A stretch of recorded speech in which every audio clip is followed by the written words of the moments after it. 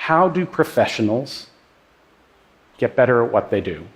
How do they get great? And there are two views about this. One is the traditional view. That is that you go to school, you study, you practice, you learn, you graduate. And then you go out into the world and you make your way on your own. That's how doctors learn. That's how lawyers do, scientists.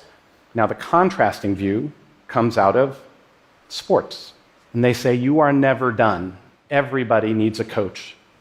The greatest in the world needs a coach. So I tried to think about this as a surgeon.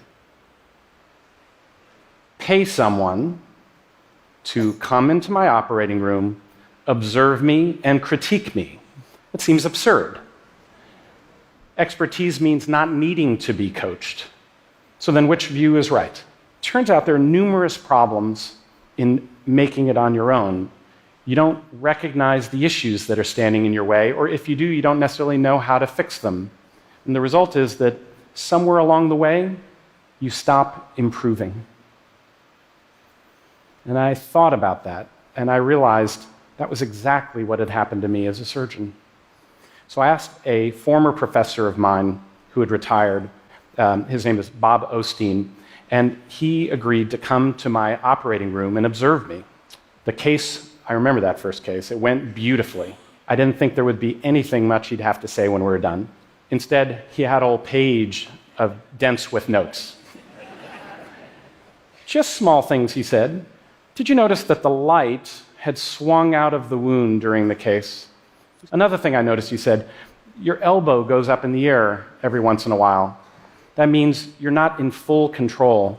It was a whole nother level of awareness. He was describing what great coaches do. And what they do is they are your external eyes and ears, providing a more accurate picture of your reality. They're recognizing the fundamentals. They're breaking your actions down and then helping you build them back up again. After 2 months of coaching, I felt myself getting better again. And after a year, I saw my complications drop down even further. It was painful. I didn't like being observed. And at times I didn't want to have to work on things. I also felt there were periods where I would get worse before I got better. But it made me realize that the coaches were onto something profoundly important.